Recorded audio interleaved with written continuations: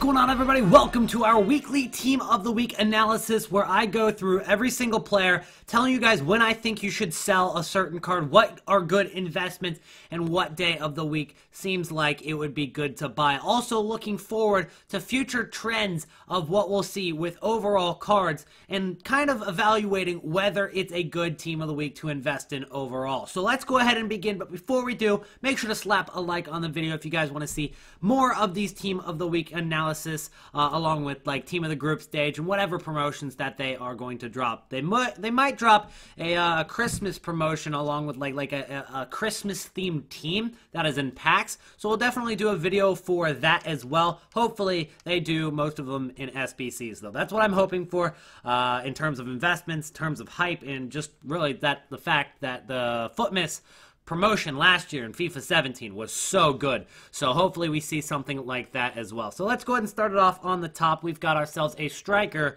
Abu Bakar. Now, this card, very, very good. He's got 5-star skills, 84 pace, 84 dribble, 82 shot, 83 physical. So on paper, that looks pretty good, but he does play in the Portuguese league. He's also from, I believe, that is either Senegal or Cameroon. I'm pretty sure that's Cameroon. It is Cameroon right there, which means that it's going to be tough to link that guy with other cards. Now, in terms of an 82 rated investment, I think long-term it'll work out, especially given the fact that this card is decently cheap as an 82, and it is a good card. So long-term, it'll work, especially as we get through Team of the Year and getting into that period of FIFA where we really see a stable prices just for a few weeks, really. That's when I think that he could definitely rise, and especially if there's SBCs throughout Footmas, that could cause those 82 rated informs to rise. When it comes to investing for 82 rated informs, though, Abu Bakar is not the greatest for SBCs. There are definitely cheaper 82 informs in the game. Let's move over to right wing here. It's another striker. It's going to be Jermaine here.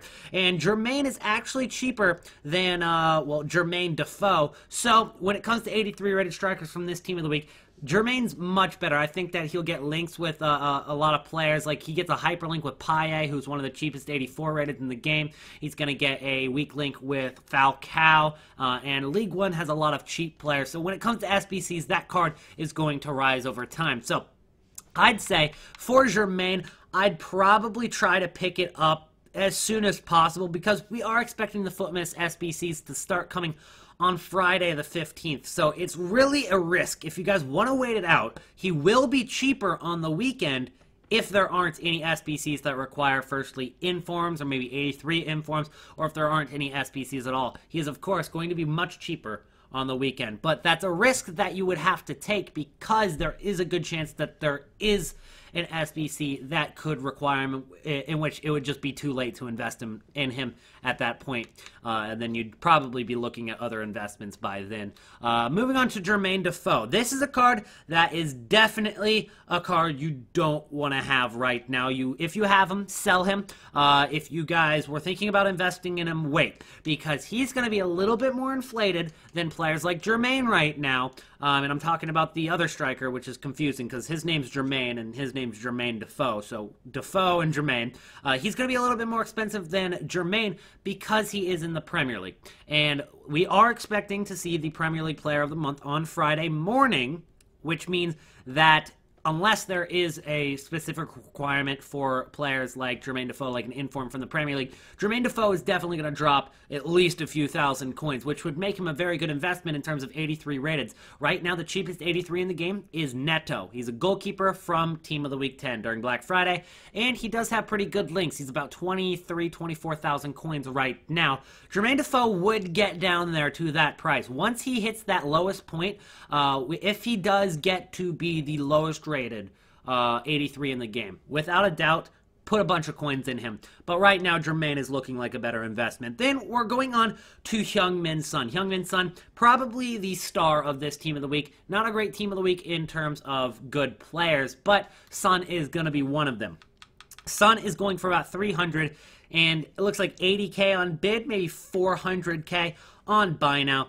One thing you do have to note, this card is at left wing. It's not a striker card, which means that his striker version of Inform It's not going to be very affected by this, so if you have that, you're safe. This card, however, it's going to be in packs during Footmas, and one thing that we might expect is some promotions, which could cause these cards to go down later into the weekend. So I'd hold off on Heung-min Son. I definitely wouldn't buy him on the Thursday that this goes up or the Friday. I'd probably wait till later in the weekend, maybe even Tuesday of next week. One thing that I really have been stressing in my Trading to Glory series is that on Tuesdays, it's actually a pretty good day to buy informs pretty consistently, unless they're already hyped up for some odd reason. Maybe it's an SBC or something along those lines.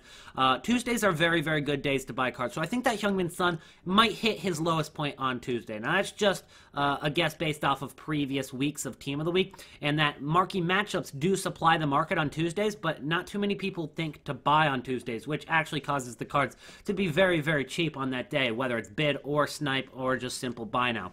Moving on to the midfield, we've got two 84 rated cards. So if you guys invested in 84 rated cards, this is going to hinder the amount that they can rise in price. Now, one thing that is great is that we invested mostly in 85s, and as you guys can see, there's only one 85, and he's actually a pretty good 85 rated card, so we shouldn't have to worry about him being a cheap 85 and making it so our 85 rated cards don't rise. I've got a ton of Aspas, I've got a ton of Pastore. I was very happy to see that there were no cheap 85s in this Team of the Week. But in terms of 84s, there are definitely a couple. Promise isn't going to be one of them because he is still a good card, and especially with all the hype around his SBC card, he's going to be a little bit more expensive than Discard. However, when it comes to Saul, this guy, ignore the bid of 71,000 there. It's obviously the first day he's been released, so he's going to be about 40k right now, but ultimately this card should drop to around, I'd say 35k, maybe a little bit lower throughout the weekend, so hold off on him. Then we've got Mahrez at right wing. Mahrez doesn't have the greatest pace for a winger in the Premier League. So I don't think that too many people are after him when it comes to building their Premier League squads. Now, he does have a decent card otherwise. He does have 5-star skills. He does have 4-star weak foot. And, I mean, 85 pace isn't terrible, especially if you add a Hunter card to it. So he's going to still hold his value.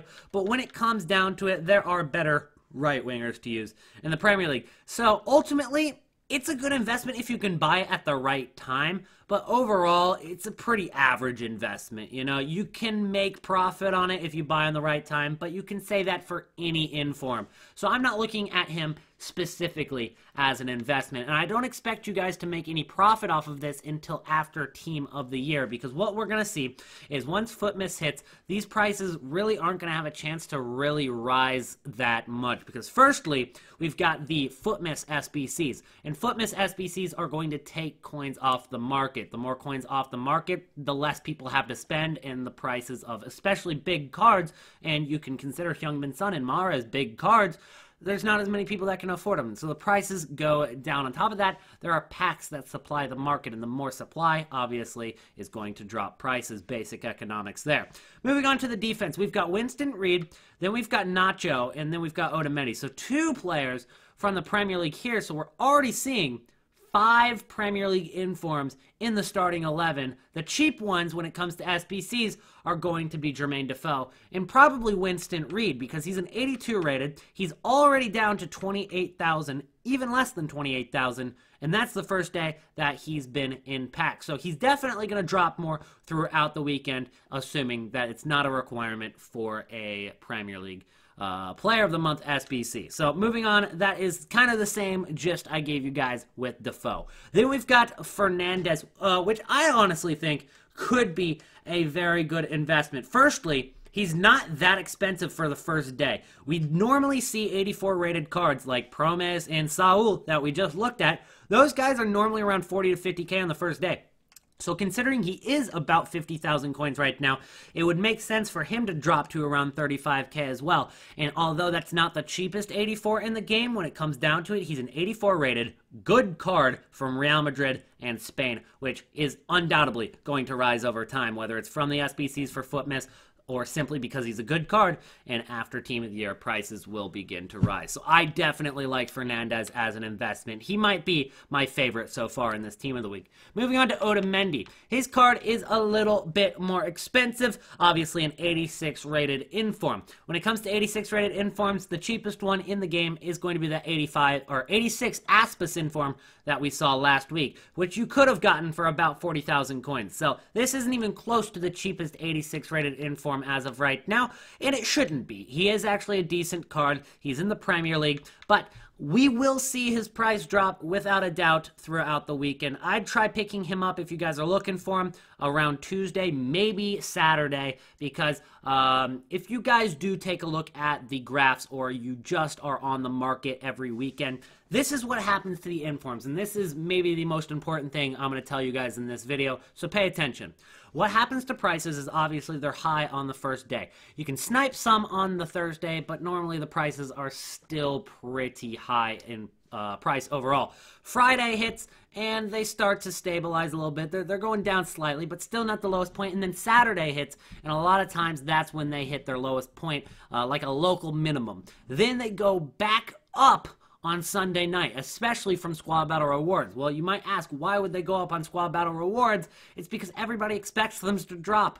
Everybody expects to get a good deal during Squad Battle Rewards, and everybody's trying to snipe during Squad Battle Rewards. Ultimately, more people are buying than the supply actually is supplying the market. So ultimately, cards always rise on the squad battles. Then you hit Monday, and they slightly go back down, but ultimately still the same prices as we saw after Squad Battle Rewards. And then on Tuesday, we have marquee matchups, along with the fact that people still have their investments from the weekend and might be impatient, combined with the fact that nobody really buys on Tuesday. So prices generally fall, and that's why I really like Tuesday overall for a good day of buying informs. Because firstly, you don't have to hold the informs for as long to make profit, and it's simply just normally either the cheapest time to buy informs or like the second cheapest time in comparison to like the Friday night or Saturday morning, which we have seen them hit their lowest at points. Moving on to an 89 rated Handanovic, highest rated card in this Team of the Week, but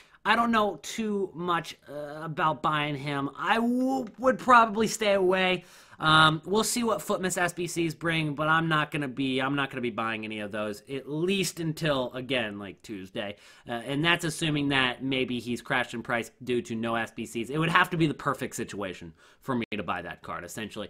Okay, let's go through the defense a little bit quicker, just so we can wrap up this video, or not the defense, the bench. Sorrentino, 82 rated goalkeeper. If you can get that card for discard, without a doubt, good investment. We've been trying to pick up 81 rated cards for discard, and especially if you can pick up Kerbat, who is French. He's a center back. He would get links. That's a good card to pick up for minimum. Try to snipe him or get him on bid. Then we got Bonaventura. We already looked at him. Belanda. He's an 84 rated card, guys, and he's going to be a very cheap 84 rated card. Without a doubt, very cheap. He might be one of the cheapest of the year. He could probably be the cheapest 84 that we see, Belhanda. In comparison to the other 84s, definitely one of the crappier cards. Then we've got Bailey from Bayer Leverkusen. 94 pace. He's in the Bundesliga, and he's got 4-star, 4-star. That's a pretty good card. I think very overlooked as well. You can pick him up for 21K right now. Wait till he drops to under 20K. He might get even lower than that, and then maybe pick him up. Peterson, not a good investment in terms of being a good card, but if you pick him up for discard, there's no risk.